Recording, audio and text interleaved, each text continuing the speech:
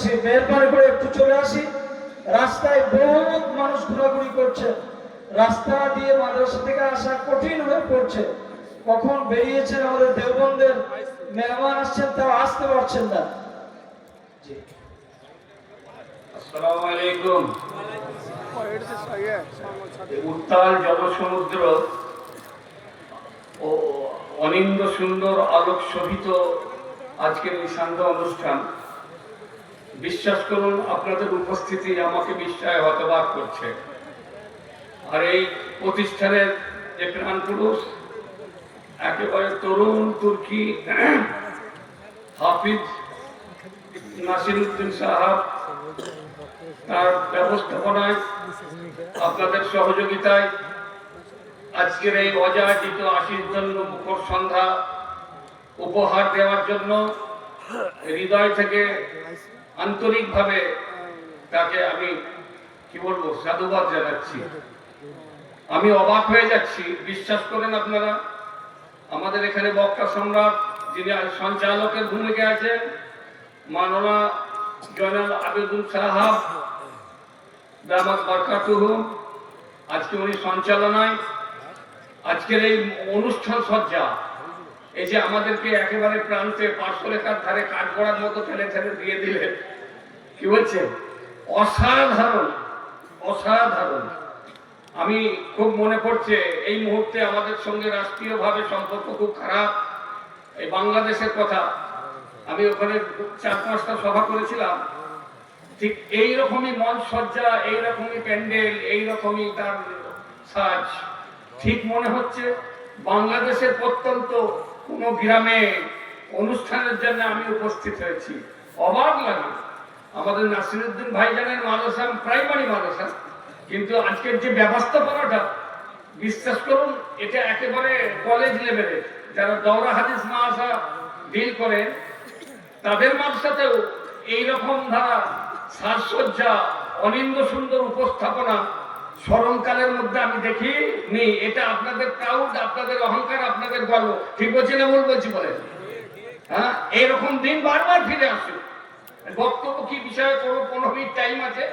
আমি অতি আনন্দিত। শুরু করার আগে একটা কথা আপনাদের বলি, যারা এখানে উপস্থিত আছেন লব্ধ প্রতিষ্ঠিত ব্যক্তিত্ব, উলামা হাজরাত, শ্রেণীমত ভাবে শ্রদ্ধা ও ভালোবাসা। আর নিচে যারা বর্ষিয়ান বাবাজিরা আছেন তাদের প্রতি আমি শ্রদ্ধাশীল, আর কনিষ্ঠদের প্রতি স্নেহাশীষ। অদূরে উপস্থিত মমতাময়ী মা ও বোনেদের প্রীতীয় শুভেচ্ছা জানিয়ে সংক্ষিপ্ত ভাবে কিছু প্রাসঙ্গিক আলোচনা করব। সন্ধ্যা থেকে নিয়ে আমি এই মঞ্চে উপস্থিত ছিলাম। বিভিন্ন বক্তাদের যে এক্সপ্লেনেশন, যে স্পিচ, যে বক্তব্য, যে বিষয়বস্তু আমরা শুনলাম, আমিও শুনেছি, আপনারাও শুনেছেন।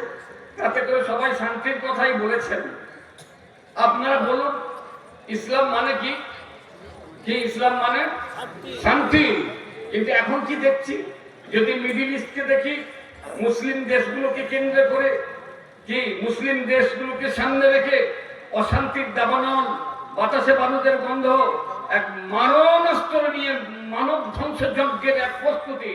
যেদিকে তাকাই ব্লাডি হ্যান্ডস এগেইনস্ট, রক্তাক্ত হাতের আঁচড়, যেদিকে তাকাই অশান্তির দাবানল, ঠাঁই নাই শান্তি। ইসলাম মানে শান্তি। ইসলাম ধর্মাবলম্বী মানুষদের জীবনে, তাদের কর্মজীবনে, তাদের সাংসারিক জীবনে, তাদের রাষ্ট্রীয় জীবনে, তাদের কৃষি জীবনে, তাদের চাকরি জীবনে একেবারে অধরা, মেজর ভাবে অধরা শান্তি। কেন? তাহলে ইসলাম মানে কি শান্তি নয়? নিশ্চয়ই ইসলাম মানে শান্তি। তাহলে অশান্তির আগমন কোথা থেকে হচ্ছে আপনাদেরকে ভাবতে বলছি আমি। ইসলাম মানে তখন শান্তি বন্ধু আমার, কখন শান্তি? একটা কথা বুঝলেন, ISLAM, এই ইংরেজি বর্ণমালার 5টা অক্ষর দিয়ে ইসলাম, ঠিক বলছি না? এই 5টা বর্ণমালার অর্থ কি? 5টা বর্ণের সম্মিলিত শব্দের অর্থ কি? শান্তি। ভেঙে ভেঙে এক একটা অক্ষরকে যদি এক্সপ্লেনেশন করি, এর ইন্টারনাল এক একটা দিক নির্দেশনা। কিরকম? I mean implementation, কখন শান্তি আসবে? S for supreme, L for law, I for all, M for matter। তাহলে এর মিলিত অর্থ কি দাঁড়ালো?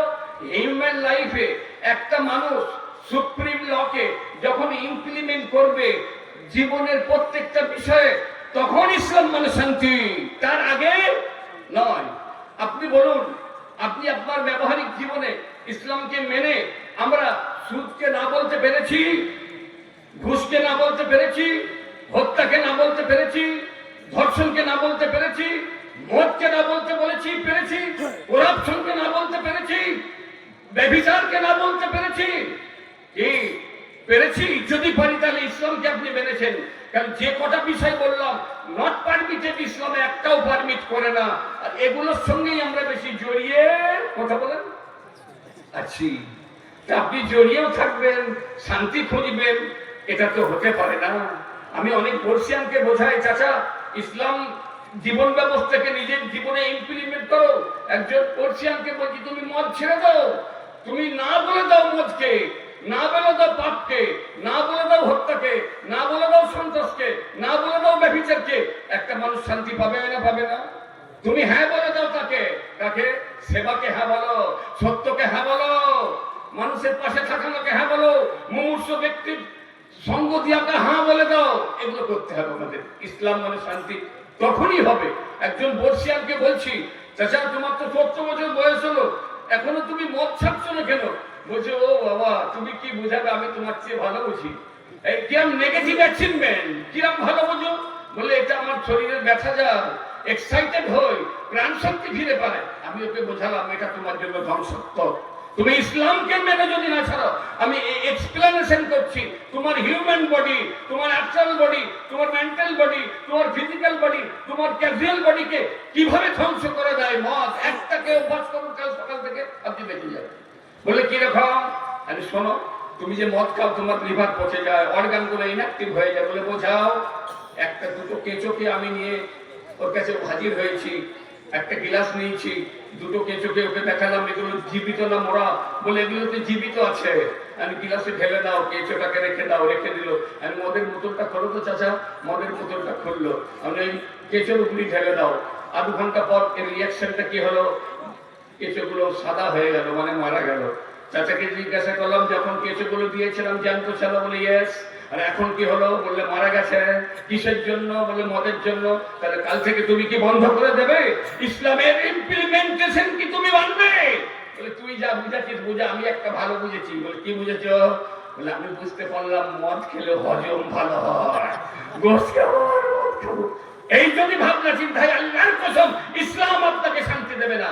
ইসলাম আপনাকে শান্তি দেবে না, দেবে না, দেবে না।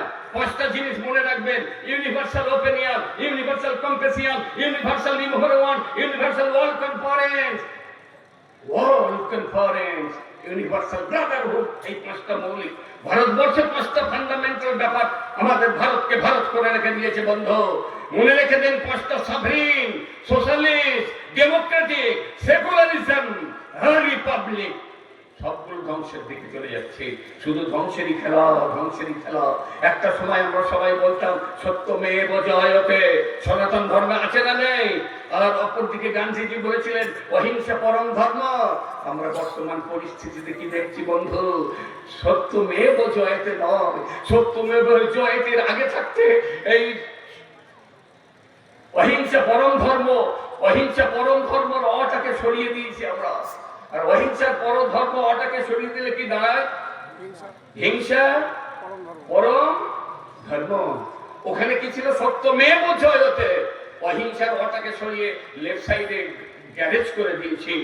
এই সত্যমেব জয়তের আগে ওটাকে টেনে টেনে এনে জয়েন করে দিলাম। সত্যমেব জয়তেটা অসংযোজনের পর বাক্যটা কি দাঁড়ালো? অসত্যমেব জয়তে। মিথ্যাচারের মধ্য দিয়ে জয়, মিথ্যাচারের মধ্য দিয়ে বোনাফাইড হওয়া, মিথ্যাচারের মধ্য দিয়ে আলোকিত হওয়া। বন্ধু না, না, না। সত্যের রাস্তা হাঁটতে হাঁটতে পদযুগল যদি রক্তাক্ত হয়, সত্যের রাস্তায় যেতে যেতে পায়ে যদি ব্যথা হয়, আল্লাহর কসম ওই সত্যর রাস্তা আপনাকে ঠিকানায় পৌঁছে দেবে। আর অন্যায়ের অন্ধকারের পথে যদি আপনি হাঁটতে থাকেন, পা ব্যথা হবে, রক্তাক্ত হবে, অবশেষে ঠিকানা খুঁজে পাবে না। আমার ভাই একটা কথা বলছিলেন না, আমার যে ফার্নিচার ভাই, যে আল্লাহ গুনাহগার ডাকলে 3 বার সাড়া দেয় না, আর ইমানদারদেরকে কবার দেয়? আমল করা বলে একবার। সত্যি আমি একটা কথা আপনাদের বলবো, যারা এসেছেন, আমি কন্টেম্পোরারি সাবজেক্ট বর্তমান ভারতবর্ষের পরিস্থিতি নিয়ে বলিনি। 20 মিনিট টাইম আছে, লাস্টের দিকে 2-5 মিনিট বলবো। শুধু এই কথাটা বলবো, ওনার কাছ থেকে আমি কালেকশন করলাম। যারা এসেছেন আলোকোজ্জ্বল পথে, সাফল্যের পথে, মুক্তির পথে, অনাবিল আনন্দের পথে, আপনারা ধরা দেবেন? দেবেন? দিলে কেন আল্লাহ ভালোবাসে তাদের জানেন? বাইবেল থেকে একটা গল্প বলি। ঈসা আলাইহিস সালামকে জিজ্ঞাসা করছেন ভক্তরা, স্যার আমাদের কিছু উপদেশ দেন, ভালো কথা বলুন। বললে কি ভালো কথা? তোরা শোন, একজন বেশ্যাবক 100টা ভেড়াকে নিয়ে তো সিধা টপ অফ দ্য হিল, পাহাড়ের চূড়ায় উঠেছে। বৃষ্টিহীনতার জন্য মাঠে ঘাস নেই, তৃণগুলো শুকিয়ে গেছে, এদের খাদ্য নেই।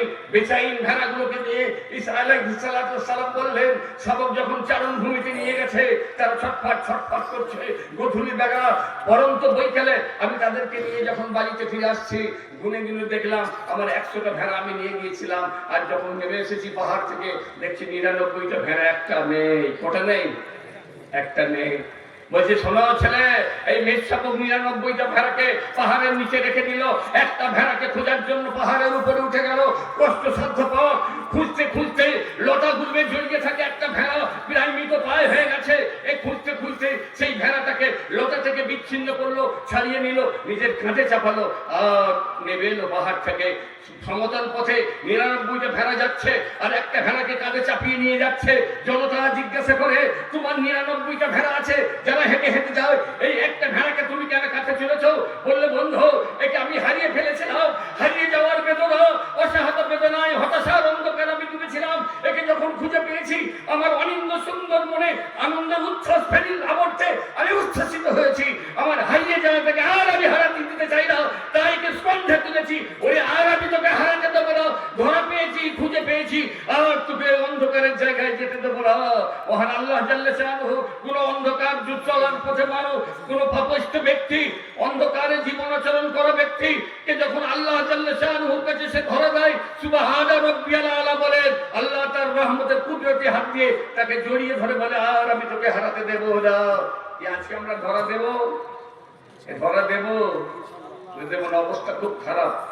আমি ভাবছিলাম এত লোক হবে না, সমস্ত প্রজেকশনকে মিথ্যা প্রমাণ করে এত অঞ্চলের মানুষেরা মান ভাঙা উচ্চাস জ্বরের মতো জনতা স্রোত যেভাবে আছড়ে আছড়ে এখানে পড়েছে, বন্ধু, আমার বিশ্বাসটা, আমার ভাবনাটা মিথ্যা হয়ে গেছে। আমি ভাবছিলাম SIRকে কেন্দ্র করে মুসলিম জনমানুষ ভীত সন্ত্রস্ত হয়ে আছে, তাদেরকে ছিন্নভূমি জন্মভূমিতেই ছিন্ন করার চেষ্টা, তাদের শেকড় কেটে দেওয়ার যে চেষ্টা চলছে, এই চেষ্টার মধ্য দিয়ে তারা হয়তো আতঙ্কিত হয়ে আছে।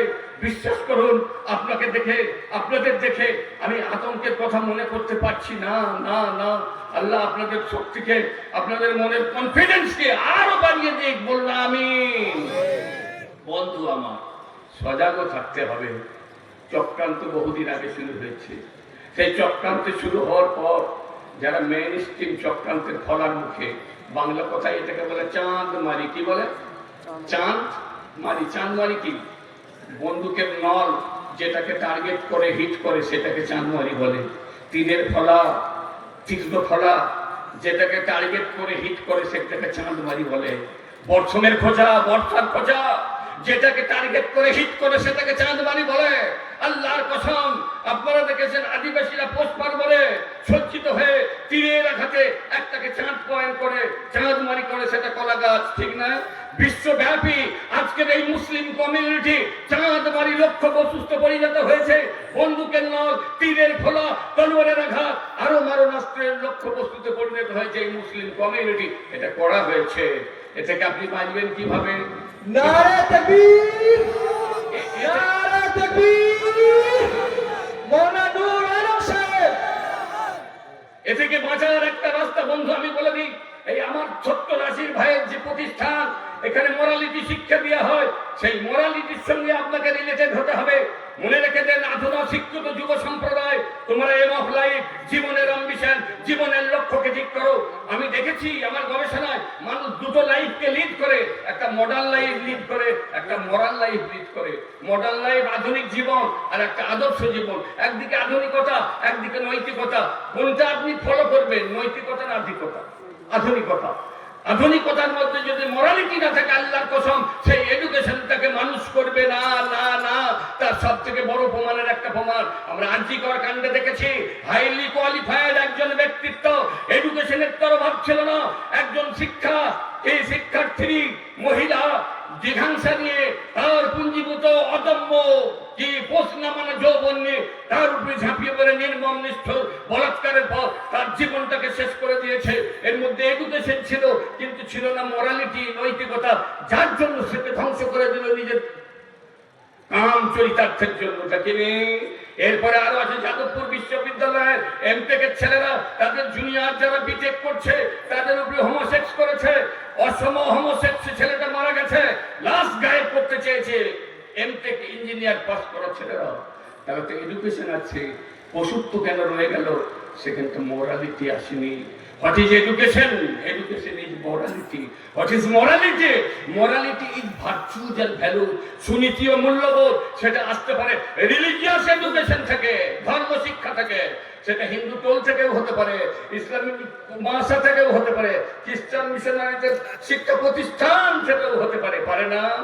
অতীত আর বর্তমানের যে মোরালিটি ছেলেদের মধ্যে যদি না থাকে, সে মানুষটা পূর্ণাঙ্গ মানুষ হবে না।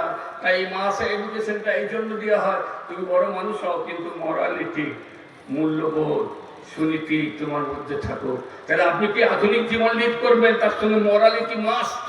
আর যদি বলেন মডার্ন লাইফ লিড করবো, মোরালিটিকে ডিসাইড করে দেবো, তাহলে inhibition free life and free sex. ইউরোপের মতো মডার্ন লাইফ কেউ লিড করে না, তাদের inhibition free life and free sex. অবাধ জন্ম চাও, সেখানে কোনো বন্ধন নেই, কোনো কোড অফ কন্ডাক্ট নেই, কোনো নীতি নির্ধারক কিচ্ছু নেই। সেই জীবন কি আপনারা চান? আর সেই জীবন যদি আপনারা চান, আল্লাহর কসম মুসলিম যুবকেরা তোমরা শুনে রেখে দাও, তোমাদের জীবন ধ্বংসের দিকে চলে যাবে। অন্যের যদি ফলো আপ করো, তুমি ইহকাল পরকালে কোনো কাজই সেটা হতে পারবে না। থাইল্যান্ড থেকে একটা আমি বই এনেছি, জোকসের বই। সেই জোকসের বই একটা জোকস পড়ছিলাম, আপনাদের বলতে পারি।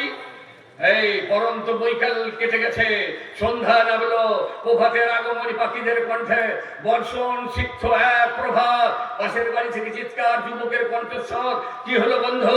বাড়ির লোকেরা বলে ওর পেটে ছোটচাটা করছে, ওকে এখনই হসপিটালাইজ করতে হবে। সবাই ধরাধরি করে হসপিটালে নিয়ে গেল। অন্যের ফলো আপ করলে কি হয়? ডাক্তার ইনভেস্টিগেশন করে বললে ওর একটা হন্ট পিসে ধরা হয়েছে, সার্জিক্যাল অপারেশন করে ওটাকে ঠিক করতে হবে। অ্যানাস্থেসিস, হাই অ্যানাস্থেসিস। একটা অন্ডকোষ বের করে রেখেছে। ডাক্তারবাবু ওইটা এখন দেরি আছে, তুমি একটু ধূমপান হোক। আপনারা জানেন বেওয়ারিশ কুকুরগুলো হসপিটালে হই হই করে ঘুরে এদিক সেদিক। সকালবেলা ঘুরতে ঘুরতে ডিমের আকৃতি আর হালকা গরম গরম পেয়ে গেছে, মুখে করে নিয়ে চোর। ডাক্তারবাবু বলে সবগুলো আসবো, একটা পিস সেটা কি তো নিয়ে পালিয়ে গেল। এবার যখন অপারেশনে সেলাই করবো, ওখানে দেবো কি? যদি না দিয়ে সেলাই করে দিই, ইনভেস্টিগেশন এসে যদি দেখে একটা নেই, হাসপাতাল ভাঙবে না। বুড়ো ডাক্তার বলে ডোন্ট মাইন্ড, চিন্তা করো না, जो कुत्ता घूमता है उसको पकड़ो। যেটা ঘুরছে ওকে ধরো, ওই তো খেয়েছে, ওর দুটো বের করে বলে জুড়ে দাও, বলে তিনটে দিলে হবে না, একটা দাও। একটা দেওয়ার পর 7 days কি বাদ ডাক্তারবাবু বললে আজ দিয়ে এক্সামিনেশন করবো। 7 दिन পরে এসেছে, এই कोई प्रॉब्लम अराइज किया? बोले नहीं कोई प्रॉब्लम नहीं, लेकिन एक सा प्रॉब्लम है। बोले कौन सा प्रॉब्लम? जब पेशाब आता है जमीन से डायना पैर उठ जाता है। ए युवक बंधु, inhibition free life and free sex और सभ्य मॉडर्न জীবন কালচার যদি তোমরা লিড করো, তোমাদের পা মাটি থেকে উঠে যাবে। এমনি ভারত সরকারের কুচক্রী স্বরাষ্ট্র দপ্তর বিনাশ কুমার নাকি গো, নির্বাচন কমিশনের নাম কি? গণেশ কুমার, ভ্যানিশ কুমার, গণেশ। আরে ভ্যানিশ হচ্ছে না, জ্ঞানেশ। তারপরে বলো নির্বাচন নয়, নির্বাচন কমিশন কিভাবে সর্বনাশ করছে। এআই দিয়ে রিকভার চেষ্টা। এআই মিন আর্টিফিশিয়াল ইন্টেলিজেন্সি, মানব সভ্যতাকে ধ্বংস করবে ইন্টেলিজেন্সি। এআই দিয়ে করতে গেলে ভুলটা কি হচ্ছে? আমি যখন হাতে সিরাজ বানার লিখছি, এস দিয়ে লিখবো, এআই দিয়ে করতে সি দিয়ে করছে। তাহলে এস দিয়ে সিরাজ আর সি দিয়ে সিরাজ, যখন এটা ম্যাচিং করতে যাচ্ছে, রিফিউজ টু প্লে, ও খেলছে না, ছুঁড়ে ফেলে দিচ্ছে। আমার কথা বলছে আর মনের মধ্যে তো আছেই মুসলিম কমিউনিটিকে ডোমোসাইল আপনার ডিলিমিটেশন করতে হবে, কারণ ডেমোগ্রাফি যেভাবে বেড়ে গেছে, জনসংখ্যার বিন্যাস যেভাবে বেড়েছে, আমাদের ভারতবর্ষ আমাদের জন্য হয়তো শান্তি থাকবে না, এরকম একটা প্রেডিক্ট ওরা করতে চাইছে। কিভাবে বাদ দিচ্ছে দেখুন। রাজস্থানের একজন শিক্ষক, তার নাম কি আপনার কীর্তি কুমার, ইংলিশের টিচার, তিনি সেন্সাইড করার জন্য ডিএম অফিসে যে বলছেন আমি ঝুলবো, বিকজ রিজিনটা কি কেন ঝুলবে ভাই, বলে আমি বিএলও, আমাকে বলেছে মুসলিম কমিউনিটির নামগুলোকে বেছে বেছে ড্রপ করো, বাদ দাও। কথাটা বুঝতে পারছেন না? হাত জোর করে বলবো, সতর্ক থাকবেন, হাত জোর করে বলবো। আর জলসা থেকে যেই কালকে যে বিএলও তাকে জিজ্ঞাসা করুন লিস্টে আমার নামটা আছে কিনা। আমার কথাটা বুঝতে পারছেন না? পঞ্চায়েত অফিসে টাঙিয়ে দেওয়ার কথা, সেগুলো ফলো আপ করুন, করতেই হবে। সব থেকে ভয়ঙ্কর সর্বনাশা পদক্ষেপ 7 নম্বর ফর্ম আপনাকে পছন্দ করে না, সে লিখে জমা করে দিল, আপনি জানতেও পারবেন না, ফাইনাল লিস্ট থেকে আপনি ড্রপ আউট। তাই বলছি যতদিন না ফাইনাল লিস্ট বেরোচ্ছে চোখ নাক কান সজাগ থাকবে ইনশাল্লাহ। আর এই যে গর্বের প্রতিষ্ঠান, শিশু ছিল আস্তে আস্তে কৈশোরের যৌবনে চলে যাবে, এই প্রতিষ্ঠানকে আপনারা রক্ত দিয়ে বাঁচাবেন না বাঁচাবেন? এটা যদি না বাজে ইসলাম বাঁচবে না। ইসলামকে ধ্বংস করার সব থেকে সহজ রাস্তা গোটা পন্ডা ইসলামী জীবন ব্যবস্থা কোরআনকে ধ্বংস করে দেওয়া। আর এই চক্রান্ত শুরু হয়েছে 100 বছর আগে, না আরো আগে, 1856 সাল। জায়গার নাম পানামা, আপনার লন্ডন, হাউস কমন্স, লন্ডনের যে হাউস অফ কমন, প্রধানমন্ত্রী উঠে দাঁড়িয়েছেন একটা হাতে কিতাব নিয়ে। 1836 সালে প্রধানমন্ত্রীর নাম ছিল গ্লাডস্টোন। দাঁড়িয়েছেন, সাংসদদের বলছেন আমরা দাঁড়ানোর উদ্দেশ্য উপসাগরী অঞ্চলে মুসলিম দেশগুলোকে আমরা দখল করে রেখেছি, কিন্তু ইদানিং লক্ষ্য করেছি হিট অ্যান্ড রান, আঘাত করছে আর চলে যাচ্ছে। এই যুবকদেরকে কে ইমপ্রেস করলো, এদেরকে কে উৎসাহিত করলো? তোমরা বলো বলো। বলে আই ডোন্ট নো স্যার, চুপ করে থাকলো, আমরা জানি না স্যার। তখন লন্ডনের প্রধানমন্ত্রী গ্লাডস্টোন তো বললেন যে যুবক ছেলেরা জীবন মৃত্যু পায়ের ভিত্তি করে আমাদের সৈন্যদের হিট করছে আর চলে যাচ্ছে, এদেরকে উৎসাহিত করেছে এই কিতাবটাও। সাংসদরা জিজ্ঞাসা করলেন এই কিতাবটার কি নাম? গ্লাডস্টোন বললেন কোরআন শরীফ। এই কোরআন থেকে মুসলমানকে ডিসাইড করো, ইসলামের তাহজিব তামাদ্দুন সভ্যতা কৃষ্ণতা সব ধ্বংস হয়ে যাবে, সব ধ্বংস হয়ে যাবে। কোরআনকে বাঁচানোর জন্য প্রচেষ্টা কারা করে? এই মাদ্রাসা। যে ছেলেগুলো আত্মস্থ করলো না, একটা সময় এরা আত্মস্থ করার জন্য যখন প্রিন্টিং ব্যবস্থা ছিল না, সিনা ধরে রেখে দিয়েছে। এই মাদ্রাসাকে সাহায্য করা মানে কোরআনকে বাঁচিয়ে রাখতে সাহায্য করা। সেই কাজটা আপনারা করবেন জীবন দিয়ে, করবেন ইনশাল্লাহ। আমার তৌফিক ইল্লা বিল্লাহ। আমার ঠিক 20 মিনিট টাইম আমি রিকভার করেছি। অনিচ্ছাকৃত বিক্ষিপ্ত আলোচনার মধ্যে ভুল ভ্রান্তিগুলো ক্ষমা করে দেবেন। আসসালামু আলাইকুম।